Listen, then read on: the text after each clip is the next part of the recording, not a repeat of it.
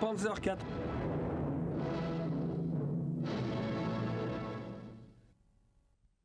En découvrant le prototype du nouveau Panzer IV en 1936, ils étaient peu nombreux ceux qui pouvaient se douter être en face de l'arme qui, une fois modernisée pour répondre aux exigences de la guerre, allait devenir le cheval de bataille de l'armée allemande tout au long du conflit.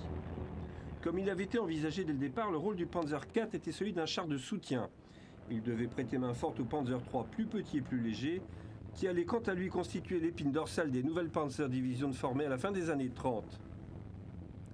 La suite des événements allait prouver que la Wehrmacht, en concevant le Panzer IV avec une caisse et une tourelle plus grande, avait d'une manière fortuite créé une machine dont le potentiel dépassait celui des Panzer III. En conséquence de quoi, ces derniers plus nombreux allaient devenir obsolètes en tant que chars de combat dès la fin de l'année 42 et laisser leur place au Panzer IV. La production de celui-ci fut initialement réduite. Il participa fréquemment aux défilés militaires en Allemagne, mais seulement 211 exemplaires avaient été construits lorsqu'Hitler donna l'ordre d'envahir la Pologne, et les Panzer IV et leurs équipages connurent le baptême du feu au matin du 1er septembre 1939. Bien que le Panzer IV se soit montré performant en Pologne, il était sous-blindé, une faiblesse qu'il partageait avec tous les chars allemands engagés lors de cette campagne. Le blindage latéral du Panzer IV était vulnérable aux canons anti-chars Bofors de 40 mm déployés par les Polonais. Leurs canonniers avaient également été aidés par la croix allemande bien visible, peinte en blanc et jaune sur les flancs, ainsi que d'autres marquages tactiques qui détonnaient sur le fond gris foncé des chars et constituaient ainsi d'excellents repères de visée. La leçon fut rapidement comprise et beaucoup d'équipages de chars allemands les occultèrent avec de la boue. Par la suite, le modèle D qui entra en production en octobre 1939 reçut un blindage plus épais passant de 15 à 20 mm.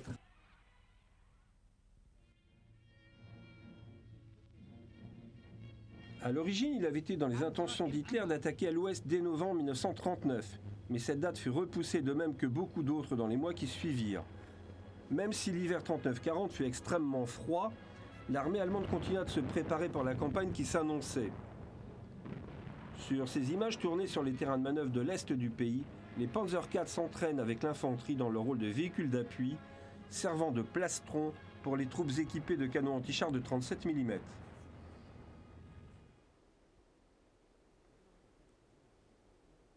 Lorsque le 19 mai 1940, les Allemands lancèrent leur offensive à l'ouest, ils alignaient environ 280 Panzer IV, ce qui représente un neuvième des 2574 chars engagés dans la campagne. Bien que la faible addition de 69 engins depuis le mois de septembre 1939 prouvait encore le faible niveau de production de ces machines, elles restaient suffisamment nombreuses pour que chaque unité de chars engagée dans la campagne puisse déployer une compagnie de chars moyens alignant de 6 à 11 engins. La vitesse à laquelle les Français se déclarèrent vaincus résulta plus de l'emploi stratégique et tactique des blindés allemands opérant en masse et de concert avec la Luftwaffe afin de paralyser et paniquer l'ennemi sous leur puissance de feu que de la supériorité des chars allemands. Durant les opérations, le Panzer IV fit ses preuves dans son rôle d'appui, mais lors des combats de chars, il se montra limité notamment par son canon de 75 mm, incapable de pénétrer les blindages lourds des chars B1 bis français ou Matilda II britanniques.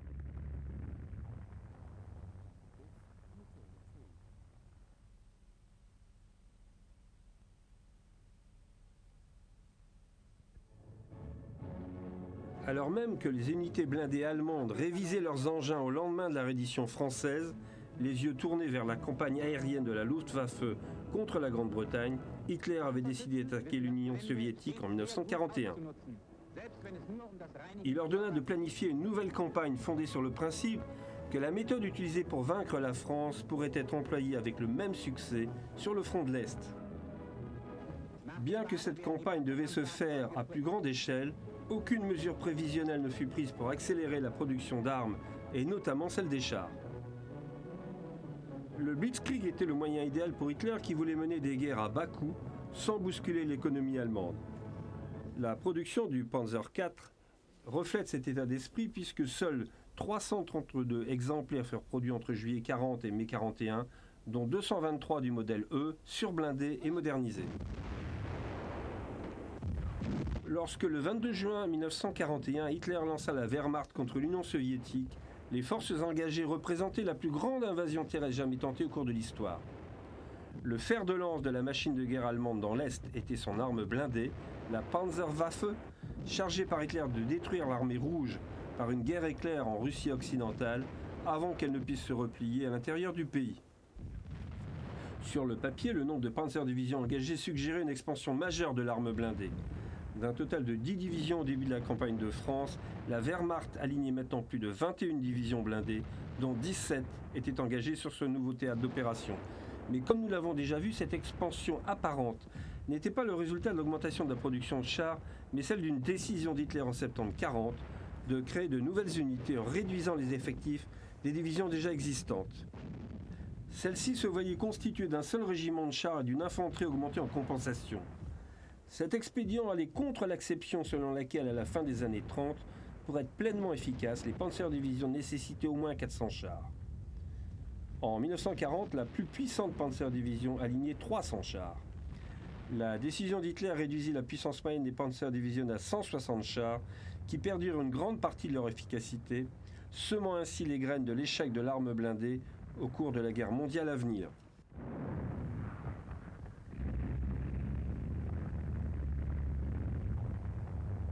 De telles considérations ne coulaient pas de source. Mais 3 mois après le début de l'opération Barbarossa, les divisions blindées allemandes se comportèrent comme prévu. Progressant rapidement dans la profondeur du territoire soviétique, elles firent un grand nombre de prisonniers et détruisirent ou capturèrent des quantités colossales d'équipements militaires dans de grandes batailles d'encerclement. Sur un total de 3322 chars, Hitler avait engagé seulement 438 Panzer IV dans l'invasion de la Russie. Bien que le nombre de chars produits depuis la fin de la campagne de France fût dérisoire, il permit néanmoins à chaque compagnie de chars moyens d'aligner une dizaine de chars d'appui. Les équipages de chars et leurs officiers ne mirent pas longtemps à s'apercevoir que le renseignement concernant les unités blindées soviétiques était largement insuffisant. Jour et nuit, les Russes lançaient contre les Allemands un nombre incalculable de chars dans une tentative désespérée pour briser l'élan des panzers qui s'enfonçaient toujours plus en profondeur à l'intérieur de la Russie. Heinz Guderian avait estimé à 10 000 le nombre de chars soviétiques avant le début de la campagne et croyait même que ce chiffre était au-dessus de la vérité. En réalité, le nombre de chars disponibles dans l'armée rouge était plus du double. Le gros de ces effectifs était très obsolète et à présent, les carcasses de T-26, T-28, T-38 et les chars de la série BT jonchaient les routes, tranchées et champs, donnant une nouvelle preuve de l'efficacité des canons des Panzers pour pénétrer les blindages très faibles de ces machines. Même l'arme à faible vitesse initiale des chars allemands était capable de percer facilement le blindage des chars soviétiques. Mais cela n'était pas le cas lorsque les Panzers devaient affronter les rares chars de nouvelle génération de l'armée rouge, dont les officiers essayaient par tous les moyens de freiner la progression des colonnes blindées allemandes.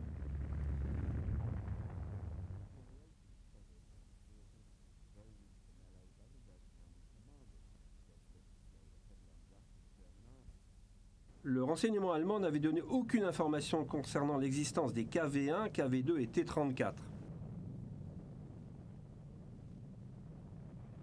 Malgré son blindage incliné, son canon de 76 mm, l'efficacité du T-34 et des 2 autres chars précités fut sérieusement émoussée par la mauvaise utilisation de ces armes, pourtant excellentes, déployées par l'armée rouge. Les Allemands purent ainsi compenser leur infériorité technique en usant de leur expertise tactique largement supérieure, comme ces Panzer IV de la 18e Panzer, qui réussirent à défaire un T-34 en tournant autour et en tirant dans ses chenilles, mettant ainsi son équipage en fuite.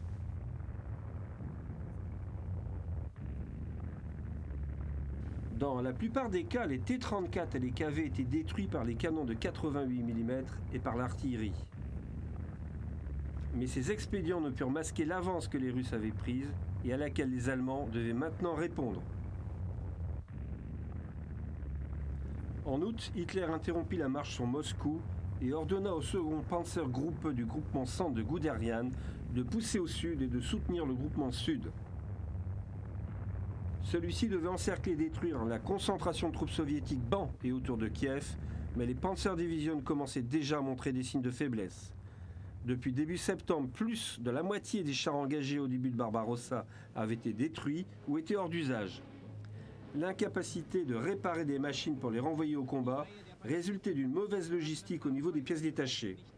Ce problème était aggravé par le refus d'Hitler de commander de nouvelles machines en remplacement, préférant les garder pour les affecter aux nouvelles Panzerdivision qui étaient créées en Allemagne. Le 8 juillet, il accepta d'envoyer 15 Panzer IV sur le front russe. Quoi qu'il en soit, la jonction des Panzers de Kleist et de Guderian le 14 septembre scella à la fois la fin de la poche de Kiev et le sort de 5 corps d'armée soviétiques. 665 000 Russes moururent ou furent capturés. Le flanc du groupement Centre maintenant nettoyé, Hitler donna son feu vert pour la reprise de la marche sur Moscou.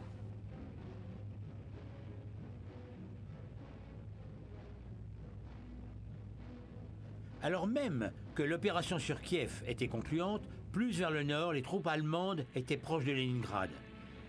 Après une marche à travers les pays baltes, les 2 Panzerkorps du groupement nord étaient prêts à prendre la ville à la fin de la première semaine de septembre. Cependant, Hitler avait décidé qu'il n'allait pas l'investir, mais la mettre en état de siège. Le 12 septembre, le général Reinhardt reçut l'ordre de retirer son Panzerkorps pour le redéployer ailleurs. La nouvelle consterna l'état-major qui ne comprenait pas cette décision. Les panzers de Reinhardt étaient en route vers le sud pour le rassemblement avant la prise de Smolensk. Ils devaient participer à l'opération Typhon, la grande offensive qui visait à prendre Moscou et achever la campagne de Russie avant l'arrivée de l'hiver. L'artillerie allemande était en place autour de Leningrad afin d'exécuter un tir de barrage. Le siège allait durer de septembre 42 à février 43 et causer la mort d'1,5 million de soldats et civils russes.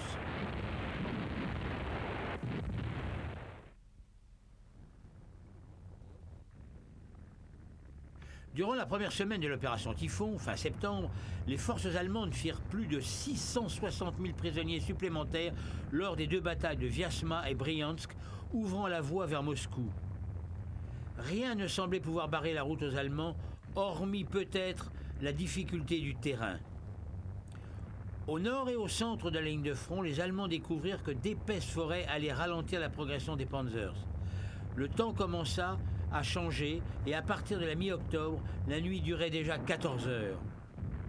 Au sud, les Soviétiques attaquèrent en masse pour la première fois avec leurs T-34 et portèrent de durs coups au Panzergroup de Guderian et à la 4e Panzerdivision. Ils recommencèrent 5 jours plus tard et les Panzer IV aux chenilles étroites virent leur mouvement entravé par ce terrain meuble et boueux qui finit par stopper toutes les unités. Pris dans la boue, les Allemands attendirent l'arrivée du froid de l'hiver et les Russes, profitant de ce répit, se préparèrent à les recevoir. L'avance reprit le 15 novembre par un temps clair et glacial. Le haut commandement de Von Bock, vu ici en compagnie de Guderian, espérait toujours pouvoir prendre Moscou. Le 1er décembre, Von Bock avait changé d'avis et ne croyait plus la victoire possible. Les températures avaient chuté et ni les hommes dans leurs uniformes d'été, ni les machines et leurs véhicules de soutien n'étaient préparés pour une campagne d'hiver. La résistance des Soviétiques commençait à se durcir notablement. Malgré tout, l'avance continua.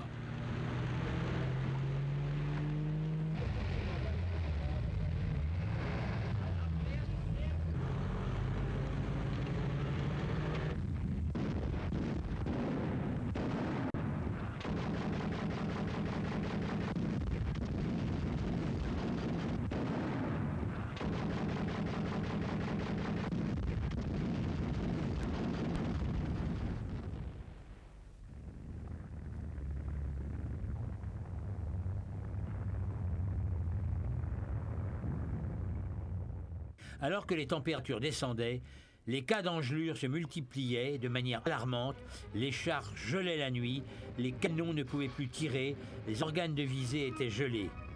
Il devint clair que les troupes allemandes atteignaient leurs limites.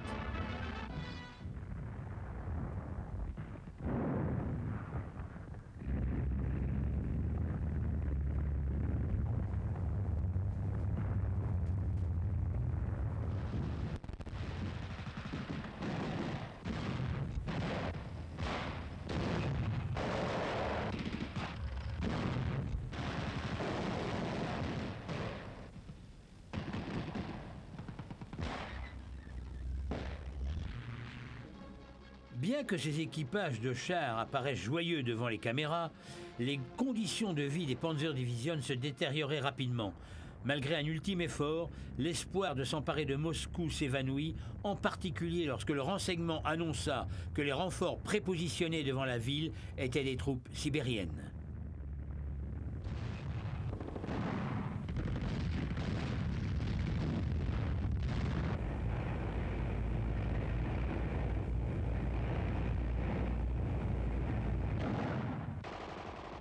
Le 3 décembre, les Allemands avaient joué leur dernière carte et les Soviétiques passèrent à la contre-offensive.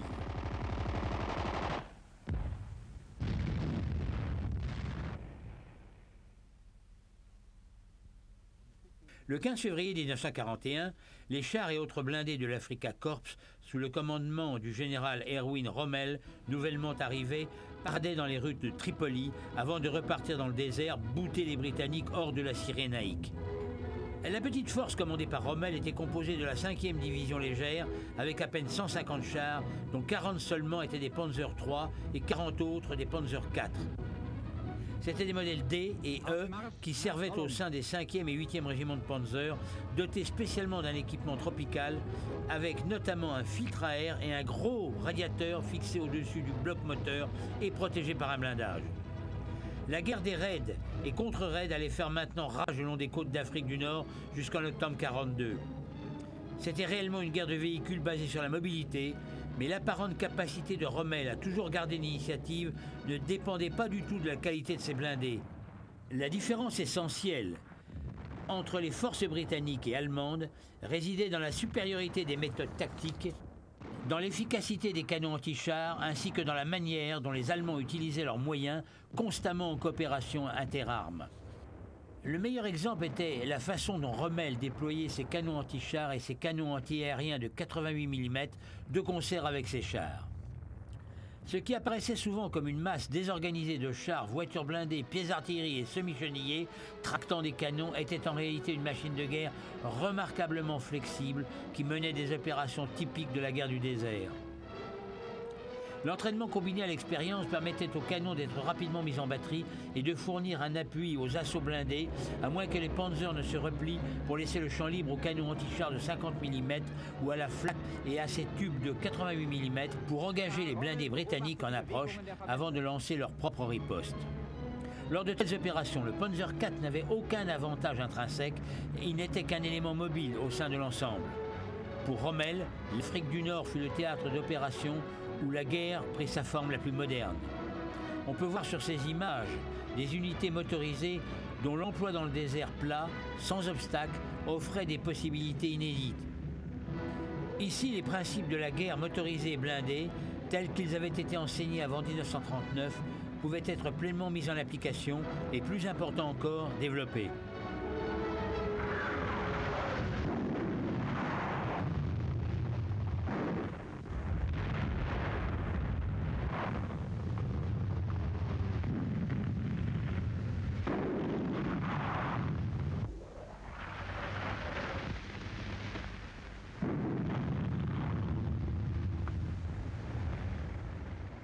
Bien que mal commandés, les blindés britanniques étaient observés avec soin par les équipages des Panzers. Le lourd blindage du Matilda pouvait être seulement pénétré par le canon antiaérien de 88 mm et le Valentine, bien que faiblement armé, se révéla une cible difficile et fuyante.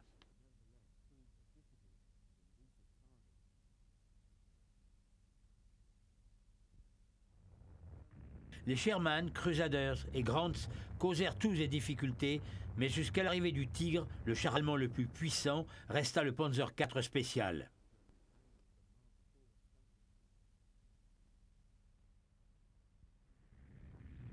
L'offensive allemande de l'été 1942 en Russie méridionale vit le déploiement d'un grand nombre de Panzer IV F2 armés du canon KWK de 75 mm doté d'un tube long de calibre 43.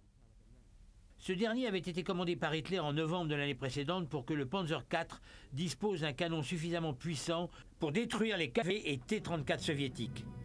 Comparé au modèle d'origine à faible vitesse initiale, le canon long du F2 affichait une vitesse initiale de 740 mètres secondes, permettant à l'ogive de pénétrer 82 mm d'un blindage, offrant un angle de 30 degrés en mars 1942. Krupp stoppa la production des Panzer IV pour permettre l'installation des outils nécessaires à la production des nouveaux canons. Au moment où l'offensive d'été fut lancée, seuls 250 exemplaires avaient été produits et même si quelques-uns furent envoyés en Afrique du Nord, la plupart partirent pour le front de l'Est où ils complétèrent avec brio l'arsenal des Panzerdivision. Malgré tout, les journaux filmés de l'époque continuèrent de montrer le Panzer III comme le char le plus répandu, même si, contrairement aux apparences, le Panzer IV était maintenant l'engin ayant le plus grand potentiel. Alors que les Panzers sillonnaient la steppe à la fin de l'été 42, l'avance allemande se concentrait sur la progression vers le Caucase afin de prendre les champs pétrolifères et foncer sur la Volga vers Stalingrad. La résistance soviétique, faible en apparence, avait conforté Hitler dans ses idées préconçues à propos d'une Russie exsangue. Contrairement à 1941, Staline avait appris à ne pas se laisser encercler par de grandes colonnes de panzers. Alors que ses troupes se retiraient, à mesure que les forces de l'Axe avançaient, il ordonna qu'une fois à Stalingrad, elles cessent de céder du terrain. La décision d'Hitler de ne pas s'en tenir à son plan initial et de dérouter la 4e Panzer Armée vers le sud pour attaquer Rostov lui coûta la prise de la ville au milieu de l'été. Le temps qu'il réalise son erreur et renvoie des éléments de la 4e Panzer Armée vers Stalingrad, les soviétiques s'étaient retranchés et ils étaient prêts à se battre jusqu'au dernier. La 4e armée, avec la 6e armée de von Paulus, se battait aux abords de la ville depuis début août et avait toutes les raisons de penser que celle-ci tomberait assez facilement.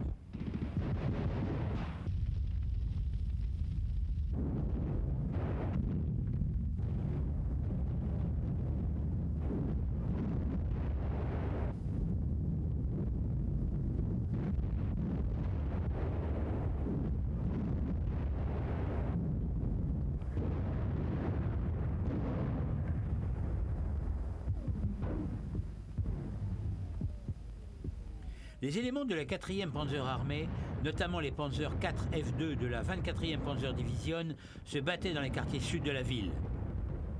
Alors que la résistance soviétique se durcissait notablement, les Allemands furent obligés, par la configuration du terrain, d'utiliser leurs précieux blindés pour soutenir l'infanterie en combat urbain, une forme d'affrontement dans laquelle les Soviétiques étaient passés maîtres et pour laquelle les chars étaient totalement inadaptés.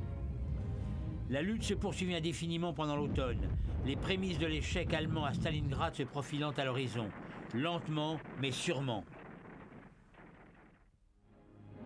Depuis l'occupation, la France avait été choisie par les Allemands pour le repos et le rééquipement de leurs divisions au retour de Russie.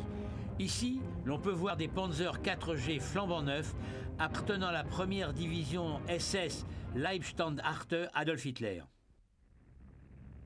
Dans son plan de destruction intégrale du groupement sud de l'armée allemande, Staline avait lancé une série d'autres offensives dans la foulée de l'encerclement de la 6e armée. À la fin janvier, Stalingrad était déjà loin sur les arrières de l'armée rouge en marche, et bien que fantomatique même dans ses dernières heures, la 6e armée de von Paulus monopolisait encore l'attention d'état-major soviétique et retenait des troupes qui, sinon, auraient été déployées avec celles qui se chargeaient de repousser les Allemands toujours plus à l'ouest. En février, la position des Allemands semblait perdue, alors que les Soviétiques les repoussaient de là de la ligne qu'ils occupaient avant le lancement de l'offensive de 1942. Lorsque Kharkov fut abandonné en dépit de ses ordres directs et alors que la retraite allemande se poursuivait, Hitler s'envola pour le quartier général de von Manstein pour réclamer sa tête. Les Soviétiques étant à seulement quelques kilomètres, il se rendit cependant aux arguments de von Manstein et lui donna carte blanche pour mener une contre-offensive contre les troupes russes qui s'étendaient maintenant vers leur zone sud-ouest du front. Le fer de lance de sa force était le SS Panzer Corps, qui comprenait la première SS Panzer Grenadier Division Leibstandarte Adolf Hitler, la seconde SS Panzer Division Das Reich et la troisième SS Panzer Division Totenkopf. Les trois divisions blindées SS étaient revenues en Russie après cette remise en condition en France. En apprenant le redéploiement des troupes allemandes et de leurs blindés, les soviétiques trop sûrs d'eux l'interprétèrent comme la preuve d'un retrait. Au matin du 19 février, von Manstein lança le SS Panzer Corps pour la première phase de sa contre-offensive, prenant ainsi les Russes totalement au dépourvu.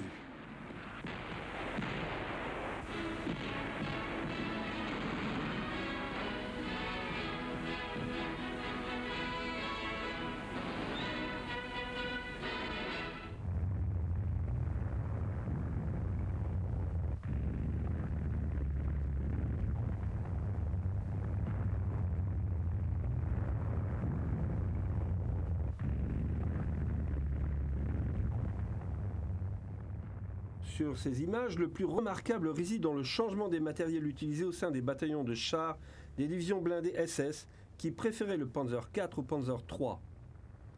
Les derniers Panzer III furent construits en février 1943, ce qui marqua la transition vers le Panzer IV comme char de combat au sein de l'armée de terre allemande et des Waffen-SS. Les soviétiques mirent du temps à mesurer l'importance de la contre-offensive allemande. Entre les 4 et 6 mars, les troupes allemandes se regroupèrent puis entamèrent la seconde phase de leur assaut vers Kharkov.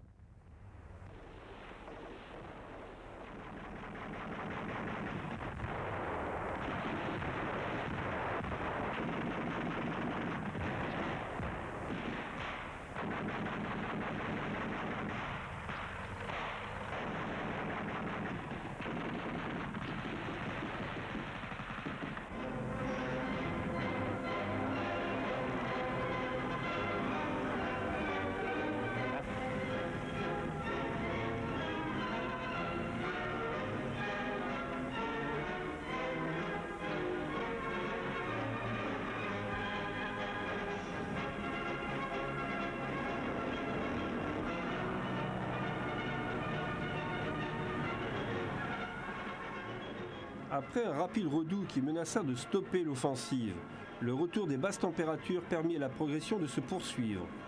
Les canons de 88 mm de la flaque divisionnaire étaient maintenant tournés vers les colonnes soviétiques qui se repliaient sur Kharkov.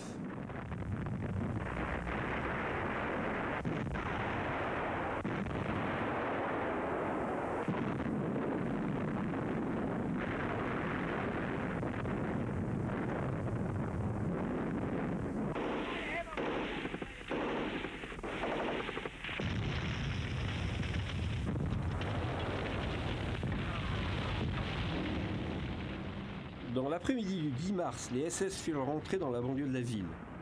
De violents combats eurent lieu lors des jours qui suivirent. Les soviétiques, toujours à leur avantage sur ce type de terrain, défendirent chaque maison et chaque rue, faisant payer un lourd tribut à l'assaillant allemand.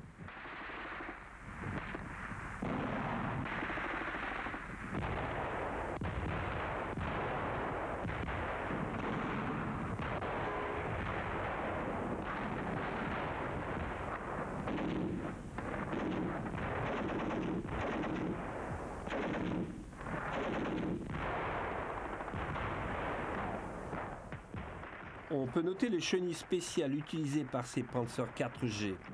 L'une des faiblesses du Panzer IV sur la neige reste sa tendance à s'embourber à cause de la forte pression au sol. Les extensions augmentant la largeur des chenilles furent l'un des moyens utilisés pour régler ce problème.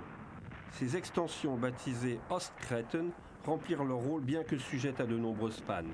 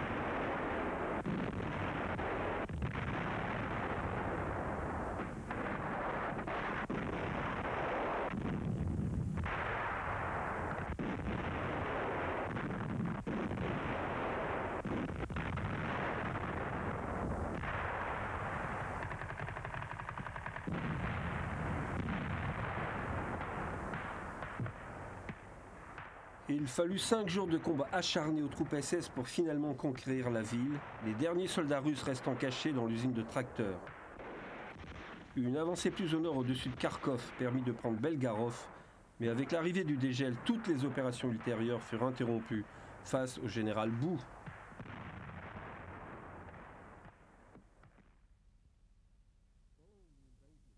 Après l'invasion d'Afrique du Nord par les Alliés en novembre 1942, Hitler avait ordonné le rapide renforcement des troupes allemandes présentes sur la tête de pont en Tunisie. Ces forces qui avaient été refusées à Rommel alors qu'il se trouvait très menacé à l'ouest vers la Tunisie et qui auraient pu faire basculer l'issue des batailles précédentes étaient maintenant lancées sur la tête de pont avec notamment un grand nombre de chars de la 5e Panzer Armée. Ces Panzer 4G appartenant à la 10e Panzer Division furent employés lors de l'offensive nommée Opération Brise de Printemps lancée le 14 février 1943 contre les Américains à Sidi Bouzid.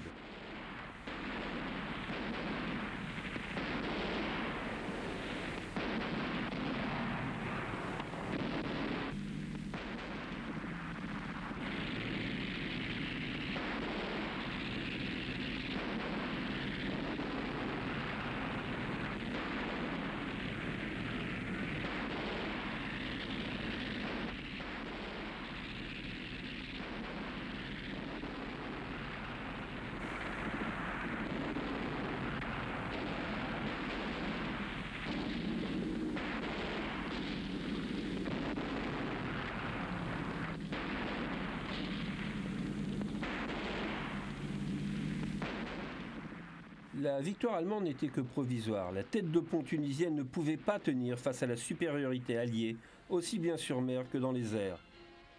Et en mai, cette position s'effondra.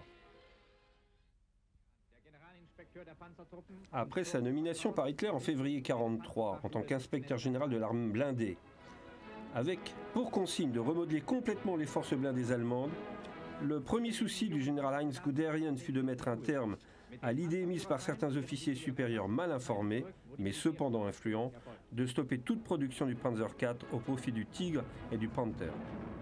Une telle décision, si elle avait été suivie, aurait signé la perte de l'armée allemande. Début 1943, le Panzer IV restait le seul char testé et encore produit en Allemagne et le seul candidat pour être le char de combat de la Panzerwaffe. Et il demanda également à ce que la production du Panzer IV soit augmentée en 1944-1945 afin d'assurer l'expansion de l'arme blindée au sein de la Wehrmacht. Et il fut aidé dans ce sens par Albert Speer, ministre du Reich pour l'armement et la production d'armes de guerre, qui avait été spécialement chargé par Hitler en janvier 1943 d'augmenter la production de chars, fût-ce au détriment des autres branches de l'industrie de l'armement. Speer avait travaillé depuis sa nomination l'année précédente à mobiliser l'économie allemande et augmenter de manière substantielle la production d'armement. De fréquentes réunions telles que celles présentées ici furent l'un des moyens qu'il utilisa pour communiquer ses objectifs et ses priorités. Sa tâche ne fut pas rendue plus facile par la nature byzantine du système nazi. Quoi qu'il en soit, les chiffres de production du Panzer IV peuvent donner une bonne idée des progrès accomplis. Alors que seuls 31 exemplaires avaient été produits en janvier 1941, un an plus tard, la production n'était arrivée qu'à 58 exemplaires mensuels. Mais en janvier 1943, les firmes Vomag, Nibelungswerke, de même que Krupp Gruso, initiateurs du programme, poussèrent la production à 163 exemplaires par mois. Et en juin, précédant immédiatement l'offensive de Kursk, elle avait grimpé à 272 chars. La cadence continua d'augmenter et atteignit son pic maximal en février 1945, où 485 exemplaires quittèrent les chaînes de montage. En avril 1943, le premier Panzer IV-H sortit de l'usine. Ce fut le modèle produit en plus grand nombre, avec un total de 3774 exemplaires construits entre sa sortie et le moment où il fut remplacé par le modèle J en juin 1944. Bien qu'il fût surblindé et qu'il ait subi de nombreuses autres modifications, sa caractéristique la plus évidente était ses Schürzen, des jupes blindées conçues pour lui donner une protection permanente contre les fusils anti-chars soviétiques et les bazookas des Alliés. Ces jupes latérales de 5 mm devaient déformer et modifier l'angle d'attaque des projectiles pour réduire leur capacité de pénétration. Alors que les jupes équipant la tourelle étaient fixes, les Schürzen présentes sur les flancs de l'engin étaient amovibles. Bien que la bataille de Kursk soit certainement moins connue que celle de Stalingrad, elle symbolise aux yeux du public le déploiement du char Tigre allemand. Dans la mythologie soviétique, le titre « Les Tigres brûlent » est devenu un véritable symbole de la défaite allemande lors de leur dernière grande offensive sur le front de l'Est. De prodigieux efforts avaient été faits par les Allemands pour déployer 2700 chars et canons d'assaut lors de leur dernière tentative pour détruire l'armée rouge à Koursk en juillet 1943. Près d'un cinquième de tous les blindés disponibles au 30 juin étaient présents, y compris les Panzer IV, dégroupements centre et sud. Les 680 Panzer IV incluaient un certain nombre de PZ4 d'origine qui avaient survécu, mais le gros des troupes était doté de modèles F2, des premiers modèles G avec le canon L43 et des derniers modèles G et H armés du L48. Presque tous les Panzer III, toutes variantes confondues, participèrent à l'offensive, ce qui n'empêcha pas Koursk d'être le champ du signe du Panzer III en tant que char de combat, puisqu'il n'était plus produit depuis juin 1943 et que les fortes pertes enregistrées par ce char achevèrent de le rendre inutile. En revanche, les nombreux Panzer IV engagés dans l'opération Citadelle marquèrent l'émergence de celui-ci non plus en tant que véhicule d'appui, mais comme principal char de combat des Panzer Division. Avec les taux de perte alarmants subis notamment par les Panzer IV à Koursk, Guderian observa que les unités blindées qui avaient fait tant d'efforts pour s'équiper avaient malgré tout subi de lourdes pertes, aussi bien en hommes qu'en matériel, et resteraient indisponibles pendant une longue période. Koursk reste considéré par les soviétiques comme la bataille qui permit de briser les reins de la Panzerwaffe sur le front de l'Est.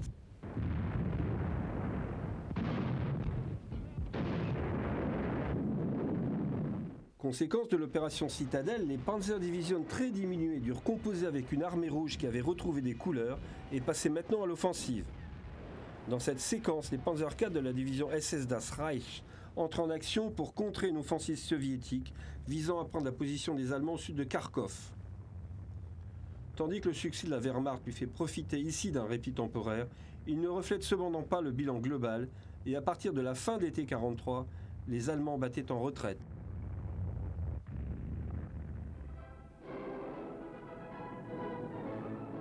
Dans de telles circonstances, le travail des équipes de maintenance des ateliers de campagne revêt une plus grande importance.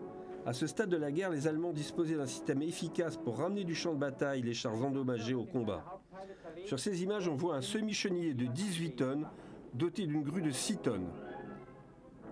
Ceci permet de réaliser des réparations complexes sans avoir à envoyer les machines endommagées en Allemagne. Remonter la tourelle sur le châssis nécessitait de faire attention aux dommages subis par un l'anneau de celle-ci et au mécanisme de rotation. Ce plan rapproché de l'un des 8 galets de roulement sur le bas de caisse permet de bien observer la suspension en ressort elliptique du Panzer IV. Le grand nombre de dégâts dus aux mines faisait du remplacement de ces pièces une opération courante au sein des unités présentes en Russie et en Afrique du Nord. La position externe du train de roulement permettait un accès facile lorsqu'une réparation était nécessaire.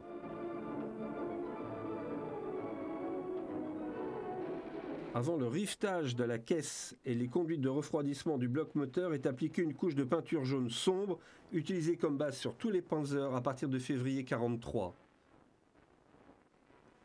Le schéma présent ici est assez confus. Le char transporté affiche une livrée où le vert olive et le brun rouge ont été ajoutés.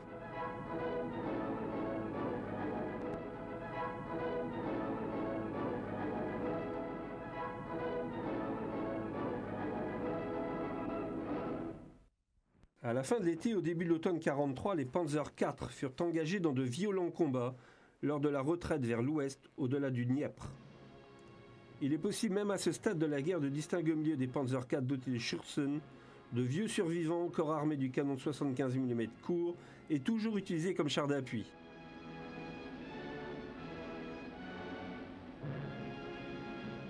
Contrairement à leurs chefs, les pilotes de Panzer n'étaient que rarement mis en avant, mais en septembre 1943, Hans Thaler, Unterscharführer de la 2e SS Panzerdivision Das Reich, fut fait chevalier de la Croix de Fer pour son incroyable courage. Après avoir détruit 3 T-34, son engin fut touché. Bien que son chef de char eût ordonné à l'équipage d'évacuer le blindé, Thaler resta et, sous le feu, réalisa une réparation de fortune sur la direction et fit repartir l'engin. Dans la demi-heure qui suivit, son Panzer IV fit 7 nouvelles victimes parmi les blindés russes.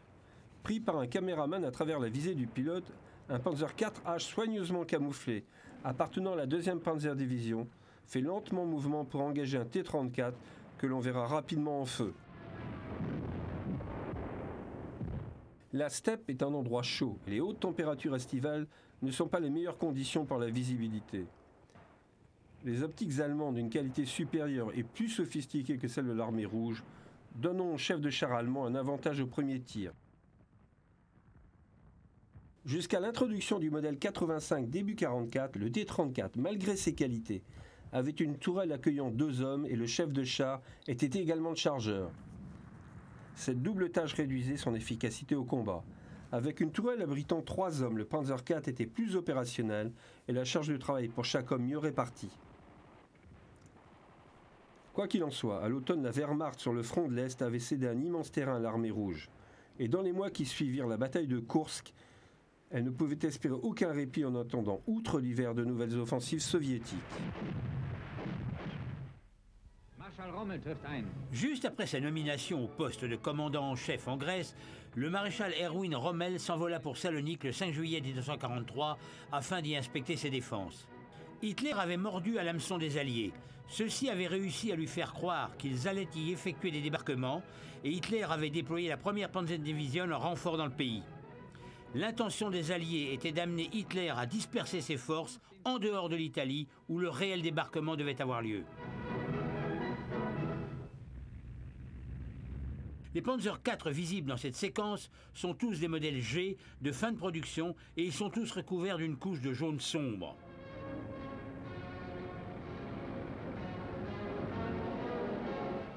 Chacun est doté de 6 lance-pots fumigènes présents en standard sur ce modèle. Il n'est pas surprenant que les équipages apprécient d'aller à la mer. Avec des températures extérieures avoisinant les 32 degrés, l'intérieur du char devenait une véritable fournaise à plus de 37 degrés pour les 5 membres de l'équipage. Supposant que la reddition de l'Italie n'était qu'une question de temps, Hitler laissa des consignes pour l'occupation du pays. Après l'annonce du 8 septembre, le mot de passe « Axe » fut transmis aux maréchaux Rommel et Kesselring qui déployèrent des forces en Italie du Nord par la passe de Brenner et la voie ferroviaire. Tandis que les journaux filmés suggéraient que la progression de l'armée et des SS en Italie était largement soutenue par les habitants, l'arrivée d'une telle masse de troupes allemandes signifiait que l'Italie elle-même devenait un théâtre d'opération, alors que les Allemands voulaient repousser les débarquements alliés et leur avance dans la péninsule.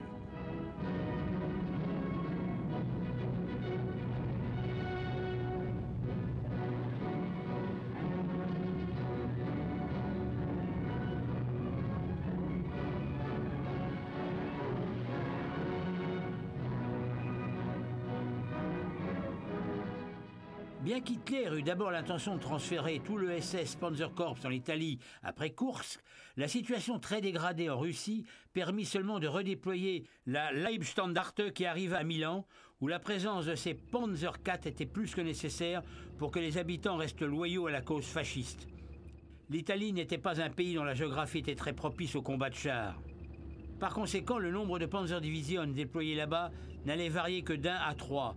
Les canons d'assaut et les automoteurs étaient bien plus utiles et tiraient bien mieux parti du terrain compartimenté de l'Italie. Ces Panzer IV-H appartiennent à la 15e Panzerdivision engagée sur la péninsule. En Russie, les combats très violents durèrent tout l'hiver. Les ressources soviétiques étaient telles que l'armée rouge pouvait maintenant poursuivre son offensive dans n'importe quelles conditions. Ces Panzer IV participent à un violent affrontement avec le groupe Nord à la fin de l'hiver 43-44. Ce fut la profonde neige de l'hiver russe et la facilité avec laquelle les chars allemands s'embourbaient du fait de leurs étroites chenilles qui menèrent au développement des Oskreten visibles ici sur un Panzer IV-G. En coopération avec un détachement de canons d'assaut, les Panzer IV ouvrent le feu à distance de combat sur un élément de tête soviétique.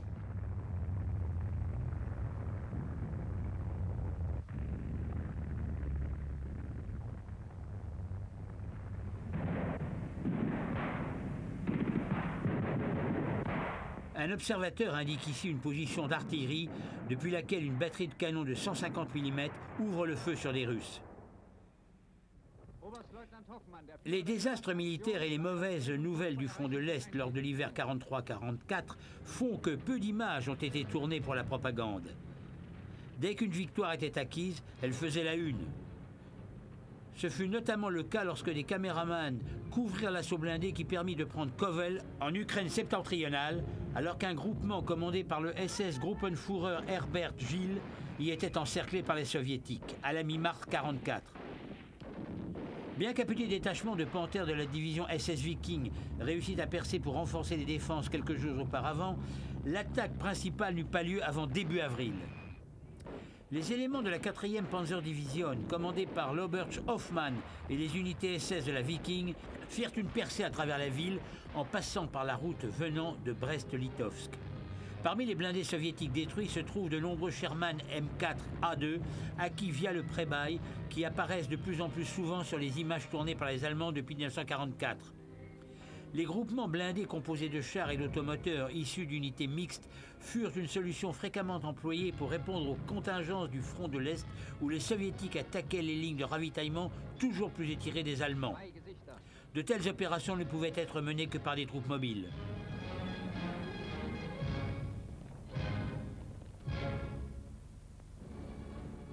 Ces actions permirent de démontrer que, malgré l'écrasante supériorité matérielle de l'armée rouge, les tankistes allemands restaient maîtres dans l'utilisation des panzers, et ce fut vrai jusqu'à la chute de l'Allemagne.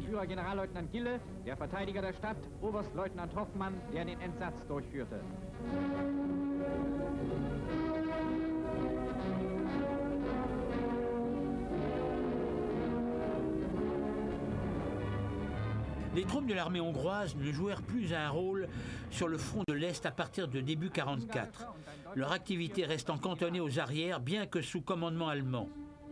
Quoi qu'il en soit, la propagande de Goebbels continua de dépeindre leur collaboration comme étroite et fondée sur le même engagement dans la croisade anti-bolchevique. Lorsque l'occasion se présentait, ils en filmaient des exemples à destination du public allemand, comme ici la garde d'une unité de Panzer IV qui permit d'honorer de la croix de fer 2 officiers hongrois. Les Panzer IV sont les derniers modèles H et portent le dispositif contre les mines magnétiques connu sous le nom de Zimmerit.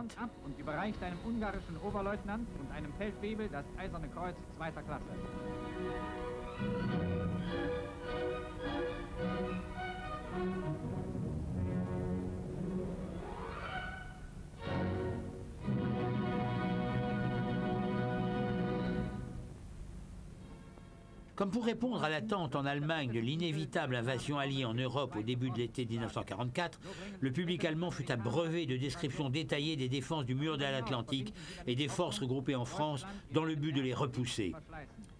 La plupart des défenses fixes abritant les batteries d'artillerie lourde, en plus d'être impressionnantes, étaient positionnées le long du Pas-de-Calais et dans le secteur de la 15e armée qui s'étendait de la Belgique à la Somme, là où les officiers supérieurs allemands s'attendaient à un débarquement. Une opération de désinformation menée de main de maître par les Alliés conforta les Allemands dans cette idée tout au long des mois de juin et de juillet et les poussa à croire que le débarquement en Normandie n'était qu'un prélude aux débarquements principaux qui auraient alors lieu dans cette zone.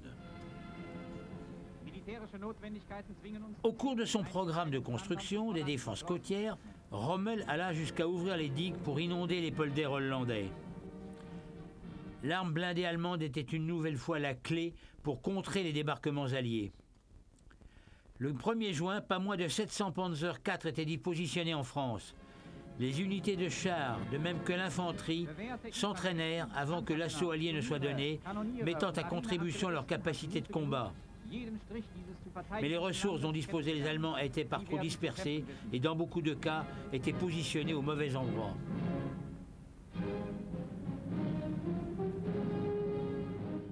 Les caméramans étaient aux premières loges pour filmer le maréchal Gerd von Rundstedt lorsqu'il inspecta à la 12e SS Panzerdivision Hitlerjugend, nouvellement créée, entraînée et équipée avant le jour du débarquement.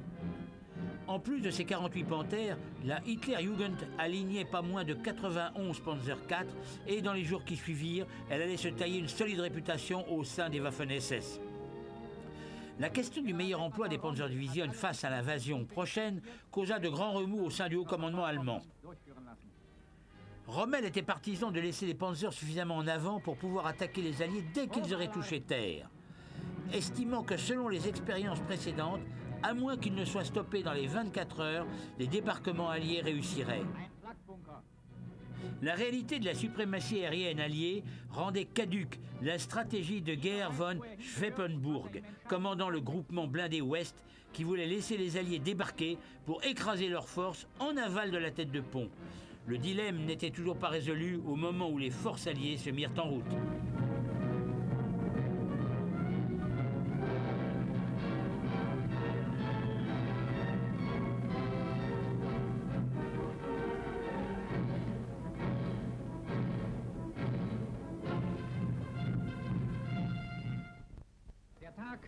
Lorsque finalement le débarquement eut lieu le 6 juin 1944, les forces allemandes furent prises totalement dépourvues. Avec Rommel parti en permission en Allemagne, tout espoir d'un déploiement rapide des Panzerdivision pour attaquer les plages du débarquement dans les heures qui suivirent fut réduit à néant. Après la vaine contre-attaque de la 21e Panzerdivision le 6 juin, ce ne fut le lendemain seulement que la 12e SS Panzerdivision arriva sur les lieux et qu'une attaque déterminée fut lancée par les Allemands. Seul le bataillon de Panzer IV arriva à Caen dans la nuit du 6 au 7, le bataillon de Panther ayant été retardé par l'aviation alliée. Malgré tout, la décision fut prise d'attaquer. Les ordres donnés par le général de division Fritz Witt étaient assez clairs. Le bataillon de Panzer IV devait frapper l'ennemi le long de la ligne ferroviaire entre Caen et Luc-sur-Mer et le repousser vers la mer. Alors que l'attaque était prévue pour 16 heures, les Allemands furent pris de court par l'avance de la 3e division canadienne vers Caen, où ces derniers devaient prendre et tenir l'aérodrome. 4 Panzer IV en reconnaissance furent interceptés par des Sherman et 3 d'entre eux rapidement mis hors de combat. Pendant ce temps, l'Obersturmbannführer Max Wunsch lança immédiatement tous ses chars à l'assaut.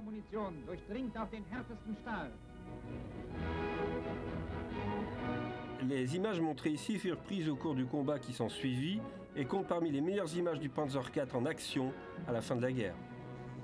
Des 50 Panzer IV déployés par la Hitlerjugend lors de cette attaque, la caméra ne suivit que l'action des 5e et 6e compagnies qui flanquaient les Canadiens. Tandis que la 6e compagnie détruisait plus de 10 chars, elle perdait également 5 de ses Panzer IV sous le feu canadien. Les Panzers de la 6e compagnie poursuivirent leur progression à travers le terrain, mais furent pris à partie par une ligne de canons anti-chars de 6 livres canadiens embusqués. 5 Panzer IV furent touchés et détruits. À la fin de la journée, le bilan était de 14 Panzer IV perdus pour 27 chars canadiens détruits. Même si ces images sont accompagnées d'une musique stridente et triomphaliste, signifiant que les jeunes SS venaient de remporter une grande victoire, en réalité, la possibilité pour les Allemands de détruire les positions alliées s'était envolée.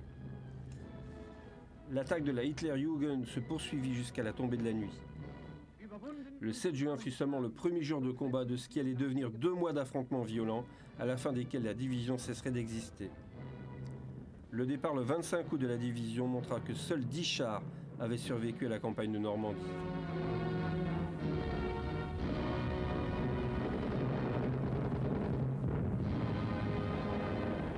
In den kleinen Küstenorten toben erbitterte Straßenkämpfe.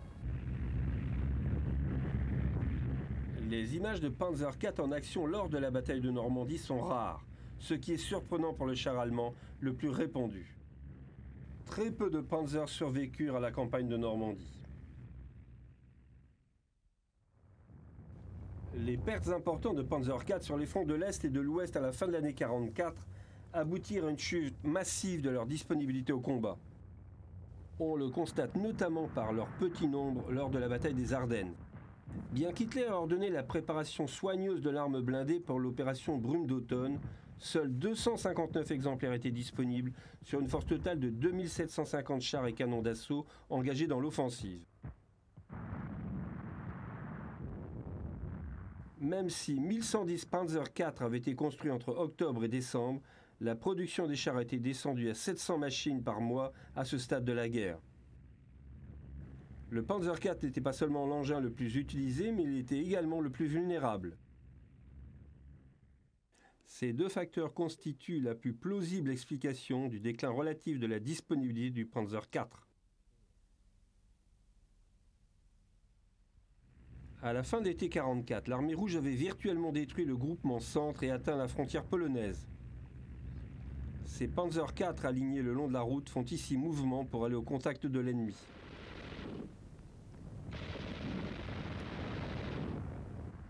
Lorsque le combat est engagé, les chars soviétiques détruits par les canons des Panzer IV sont le plus souvent des Sherman issus du pré-bail. L'un des contrastes les plus remarquables entre la guerre menée à l'Est et celle menée à l'Ouest réside dans le rôle de l'aviation bien moins important dans la première que dans la seconde. Les informations publiques allemandes montrèrent le déplacement rapide par voie ferroviaire d'unités de combat sur le front de l'Est, passant d'un secteur dangereux à un autre, ce qui n'aurait pas été possible sur le front de l'Ouest.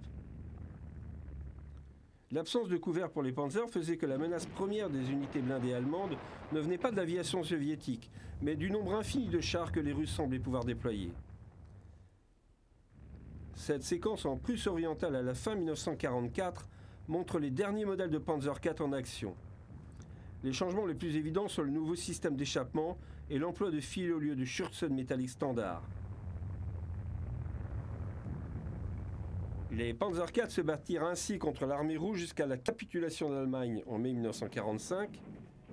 On voit sur les dernières images tournées par la propagande allemande un groupe de combat comprenant au moins un Panzer IV.